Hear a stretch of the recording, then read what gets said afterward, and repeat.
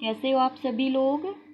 अब देखिए कि जो प्रेजेंट टाइम हमारा चल रहा है ये बिल्कुल नेगेटिव टाइम चल रहा है, बट इस टाइम में हमें बिल्कुल नेगेटिव नहीं होना है ना। अब आप लोग ये जो प्रेजेंट टाइम में सब कुछ रुका हुआ है, स्टॉपेज लगा हुआ है हमारी लाइफ पे, इसकी वजह से आप लोग पीछे नहीं रह जाओ। तो मैंने सोचा कि कुछ ना कुछ तुम लोगों को एक न्यू करवाते रहना चाहिए, है ना, ताकि आप भी मोटिवेट रहे। जब आप मोटिवेट रहते हो तो हम लोग तो ऑब्वियसली मोटिवेट रहते हैं। तो इसी के लिए मैंने एक मोटिवेट स्पीच भी आपके लिए तैयार की है ना। उसके बाद में हम लोग केवल आज ये देखेंगे कि आपकी जो 10th क्लास की एनसीईआरटी की जो बुक है उसके अंदर जो बायोलॉजी का जो पोर्शंस है वो कितने मार्क्स का आता है। उसके अंदर जो हमारा यानी बायोलॉजी के अकॉर्डिंग तो first chapter, but according to book 6 वाला जो चैप्टर है वो कितने मार्क्स का आता है, बस उसके थोड़ी सी ब्रीफली अपन आज देखेंगे, बाकी ज़्यादा बड़ा नहीं करेंगे। तो पहले तो मोटिवेशन हो ताकि आप थोड़े मोटिवेट हो जाओ। देखिए छोटे से पॉइंट्स है। रुका रुका सा समय है, रुका रुका सा समय, बट हमें नहीं रुकना है। हमें तो घर पे रह कर के बुक्स के साथ में रेस लगानी है। हमें तो घर पे रह कर के बुक्स के साथ में क्या लगानी है, रेस लगानी है कि जैसे ही सब कुछ अच्छा हो, टाइम पॉजिटिव टाइम आए, पॉजिटिव टाइम में हम कहीं पीछे ना रह जाए। हमें तो उस टाइम में सबसे आगे रहना है। तो इसी पॉइंट्स को क्लियर करेंगे तो स्टडी तो करनी पड़ेगी ना, इस ताकि आप लोग पीछे नहीं रह जाओ। तो चलिए इसी से अपन स्टार्ट कर रहे हैं। अब देखिए एक तो फर्स्ट ऑफ ऑल आपकी जो बायोलॉजी है वो उसके चैप्टर कौन कौन से हैं। देखिए साइंस में बायोलॉजी पोर्शंस की मैं बात कर रही हूँ अभी प्रेजेंट टाइम में, चैप्टर 6, 7, 8, 9, ठीक है। ये जो चैप्टर है आपके ये कितने मार्क्स के हैं, टोटल है 24 मार्क्स के। 80 मार्क्स का पेपर आएगा एग्ज़ाम के अंदर, है ना। उसमें से 24 मार्क्स के आपके ये चैप्टर रहेंगे। और चैप्टर है भी लेंथी, बट हम बहुत अच्छे से पढ़ेंगे आराम से, बिल्कुल माइंड फ्री होकर के अपन स्टडी करेंगे। चलिए तो अपन फिर देखिए। अब यहाँ पे हमारा जो 6 वाला जो चैप्टर है बहुत अच्छा चैप्टर है। क्या खाते हो क्या पीते हो सब कुछ आ जाता है। ये वाला जो चैप्टर है ये एग्ज़ाम में आता है 9 मार्क्स का, ठीक है। अब कैसे है 9 मार्क्स का, देखिए एक क्वेश्चन 1 मार्क्स का आएगा, ठीक है। फिर एक क्वेश्चन 3 मार्क्स का आएगा, एक क्वेश्चन 5 मार्क्स का आएगा। हमेशा ध्यान में रखिएगा बेटा, जो 5 मार्क्स वाला जो क्वेश्चन है आपका उसमें एक आपकी ड्राइंग आएगी ऑर्गन सिस्टम की, ठीक है। अभी ऑर्गन सिस्टम मोस्टली बच्चों को पता है, नहीं पता तो हम आराम से पढ़ेंगे, क्योंकि हम लोगों ने 9th क्लास के अंदर सेल वाला टॉपिक तो किया था ना। Cell, cells to tissue, tissue to organ, organ to organ system. तो मैं नहीं बता रही सेल्स क्या है, हमने बहुत अच्छे से पढ़ा था, अच्छे से याद किया था। मैंने आपको टिश्यू वाला जो टॉपिक है आपका रिड्यूज हो गया था, लेकिन फिर भी मैंने बताया था, मैंने कहा था सभी पॉइंट्स हमारे आएंगे, तो ठीक है आपको बताया हुआ है। नहीं याद है, नहीं पता है तो कोई प्रॉब्लम नहीं, आप यूट्यूब से वीडियो निकाल के देख लो, अभी भी है, अवेलेबल है मेरे वाले यूट्यूब पे, ठीक है। तो अब यहाँ पे देखिए हमारा जो 6 वाला चैप्टर है उसका नाम है लाइफ प्रोसेस। क्या नाम है बेटा, लाइफ प्रोसेस, ये हमारा टॉपिक है। अभी केवल आपको समझना है, कुछ लिखना है तो इसी में से लिख लेना, ठीक है। लाइफ प्रोसेस ये चैप्टर का नाम है हमारा, ठीक है। चैप्टर कौन सा है, ये 6 वाला चैप्टर है, एनसीईआरटी की बुक से, जो आपको अभी सिलेबस आने वाला है उसी से है। एग्ज़ाम में कितने मार्क्स का आएगा, 9 मार्क्स का आएगा। सब पॉइंट्स हमें पता होने चाहिए। 1 नंबर का क्वेश्चन है, 3 का है और 5 का है, तो फिर भी स्टडी भी उसी के अकॉर्डिंग करनी पड़ती है हमें तो। लेकिन यहाँ देखो अब एक वर्ड लाइफ आपको पता है, जो लिविंग है ना, इसकी जरूरत नहीं है बताने की, जो लिविंग है उनकी लाइफ होती है, नॉन लिविंग की कोई लाइफ थोड़ी ना होती है। अब प्रोसेसेस, प्रोसेसेस का मीन्स होता है फंक्शन, ठीक है। प्रोसेस का मीन्स होता है प्रोसेस, है ना, क्या काम करते हो।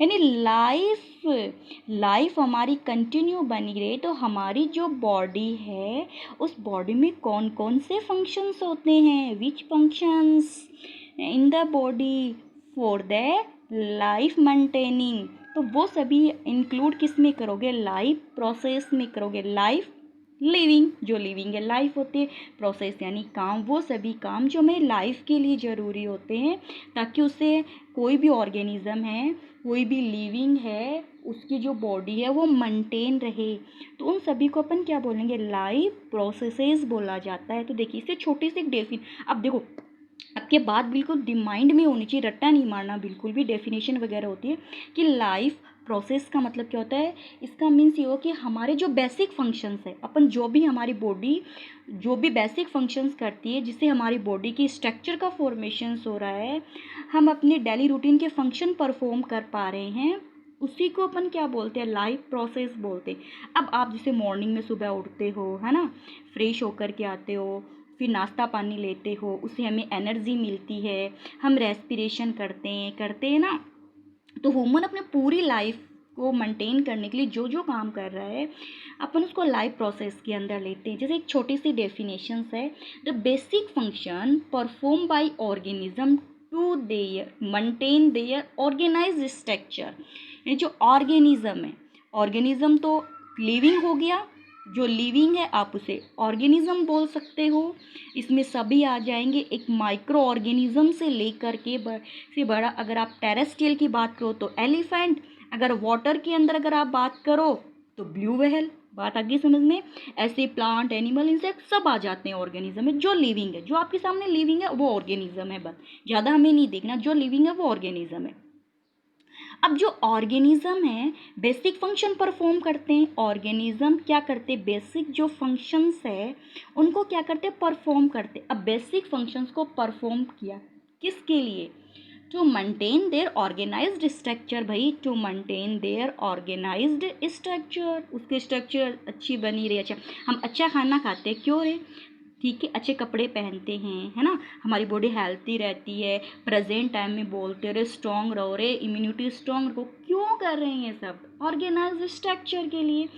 तो हमारे जो भी बेसिक फंक्शंस है to maintain the organize structure is also known as the life process. इतनी बात क्लियर हो गई। या फिर जो लिविंग ऑर्गेनिज्म है वो अपनी लाइफ को मेंटेन करने के लिए उसकी बॉडी के अंदर जो भी फंक्शंस हो रहे, बॉडी में जो भी फंक्शंस हो रहे हैं वो सभी के सभी क्या होते हैं, लाइफ प्रोसेस होते हैं, है ना। बॉडी के अंदर जो भी चेंजमेंट हो रहा है, the all changement in the body for the life is known as the life process.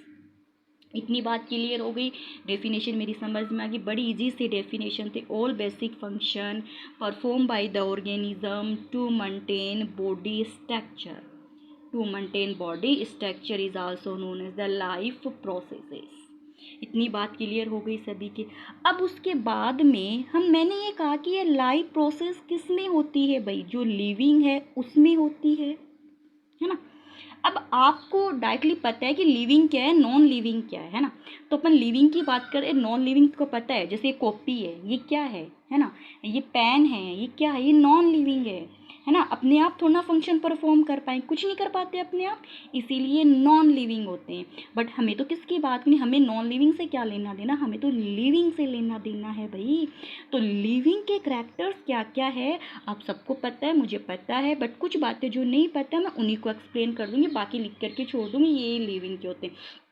अब देखिए लिविंग में ग्रोथ होती है भाई, नॉन लिविंग में नहीं होती ना।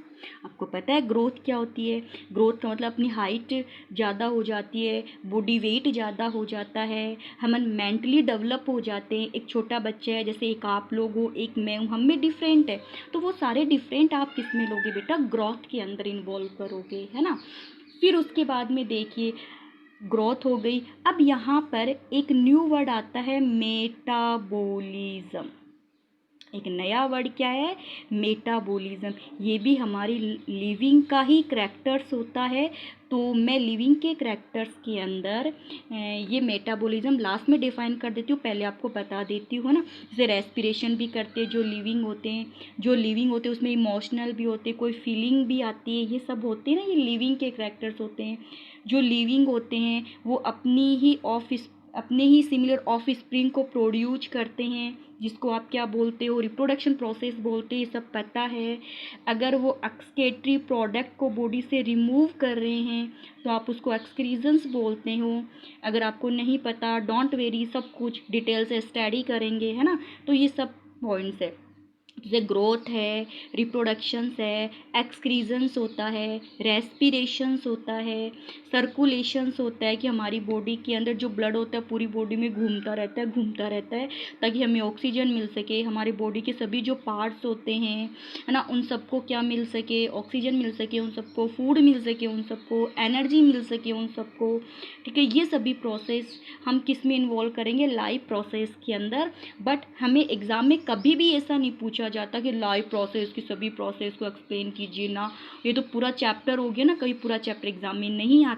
इसीलिए हम जो स्टेप बाय स्टेप करेंगे, अब यहाँ से आपको केवल क्या ध्यान में रखना है, इसकी डेफिनेशन ध्यान में रखनी है। लाइफ प्रोसेस की डेफिनेशन क्या होती है, लिविंग के कैरेक्टर्स आपको ध्यान में रखने हैं।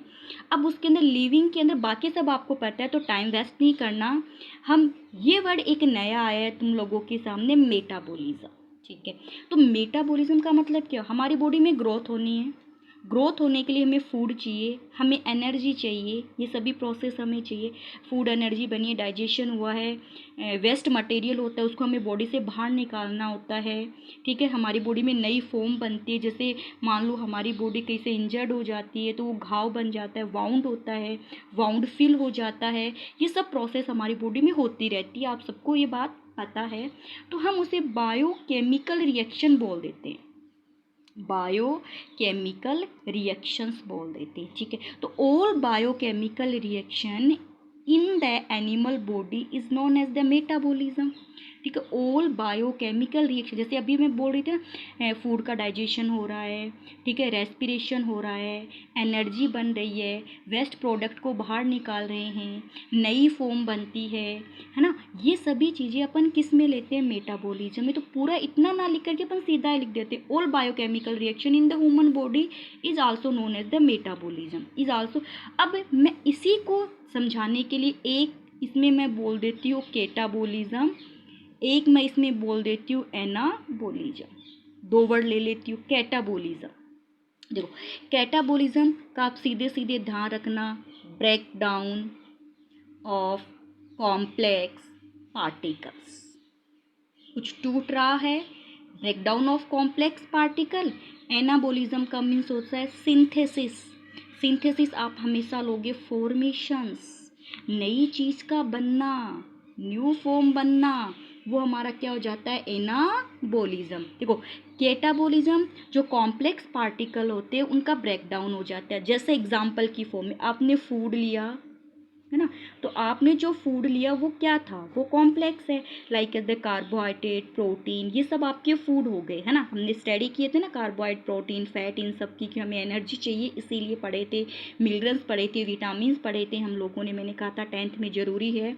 तो वो सारे के सारे कॉम्प्लेक्स है ना, कॉम्प्लेक्स है, उनका अब क्या होगा, डाइजेशन होगा। अरे जो टूटेंगे तभी तो डाइजेशन हुआ, वो तो कॉम्प्लेक्स थे, वो टूट गए, क्या हो गया, डाइजेशन हो गया, तो ब्रेक डाउन हुआ कि नहीं हुआ। फिर उसके बाद में जो फूड का डाइजेशन हुआ है, उस फूड के डाइजेशन के बाद में उसके साथ में क्या जुड़ेगी, ऑक्सीजन जुड़ेगी, ऑक्सीजन जुड़ेगी तो ऑक्सीजन क्या बनाएगी, एनर्जी बनाएगी। ये सभी बातें मैं आपको डिटेल में बताऊंगी, बट आप लोग को अभी इतना ही देखना है। जैसे ना देखो आपको कोई पूछे कैटाबॉलिज्म क्या, तो आपको तो सीधे सीधे क्या करना है, break down of complex particle. पूछे एनाबॉलिज्म क्या है, तो synthesis of the new form, ठीक है। लेकिन फिर भी पूछ ले किसका ब्रेकडाउन, तो एज ए एग्जाम्पल हमें समझ में तो आना चाहिए ना किसका ब्रेकडाउन। तो आप क्या बोलोगे बच्चों, आप ये कहोगे कि जैसे एग्जाम्पल की फॉर्म में डाइजेशन हुआ है, एनर्जी बनी है ना, ब्रेक। तो अब देखो एनर्जी बन गई ना, नई फॉर्म बनी थी, अब वो नई फॉर्म जो बनी है वो डिफरेंट टाइप के फंक्शन परफॉर्म कर रही है हमारी बॉडी, यहाँ से एनर्जी बनी। यही एनर्जी अपन रोज़ डेली काम में लेते हैं, कुछ नई काम करते रहते हैं, हमें एनर्जी मिलती रहती है, हमारी बॉडी में ग्रोथ होती रहती है, हम डेवलप होते रहते हैं। जितनी ज़्यादा एनर्जी होगी हम उतना ज़्यादा स्ट्रांगली से काम करेंगे, तो हम उसे क्या कहेंगे, एनाबॉलिज्म कहेंगे। आपको कोई पूछे मेटाबॉलिज्म कहाँ होता है, तो आप बोलो लिविंग ऑर्गेनिज्म में होता है। क्या होता है? बायोकेमिकल रिएक्शन होती है जिसमें ब्रेकडाउन होगा, नई फॉर्म बनती रहती है। इसी को अपन क्या बोलते हैं? मेटाबॉलिज्म बोलते हैं। बाकी जो लिविंग के करैक्टर्स है वो आप लोगों के सामने होते हैं, लिविंग के क्या क्या करैक्टर्स होते हैं। ओके बच्चों, इतनी बात आपकी समझ में आ गई। बस कुछ ही नहीं पढ़ाया, लाइफ प्रोसेस जो है उसकी डेफिनेशन समझाई है मैंने। बाकी तो पूरा फंडा बातों को समझाने के लिए था, घुमा फिरा के। लाइफ प्रोसेस में क्या क्या पढ़ोगे? आप न्यूट्रिशन पढ़ोगे, है ना? न्यूट्रिशन क्या क्या होता है ये पढ़ोगे, उसके टाइप्स पढ़ोगे, आप डाइजेशन पढ़ोगे, आप रेस्पिरेशन पढ़ोगे, आप एक्सक्रीजन पढ़ोगे, सर्कुलेशन पढ़ोगे, रिप्रोडक्शन पढ़ोगे। बट धीरे धीरे पढ़ोगे। आज के लिए इतना ही था। आपको टॉपिक समझ में आया है, अच्छा लगा तो आप मुझे कमेंट्स करके ज़रूर बताओगे। ओके बच्चों।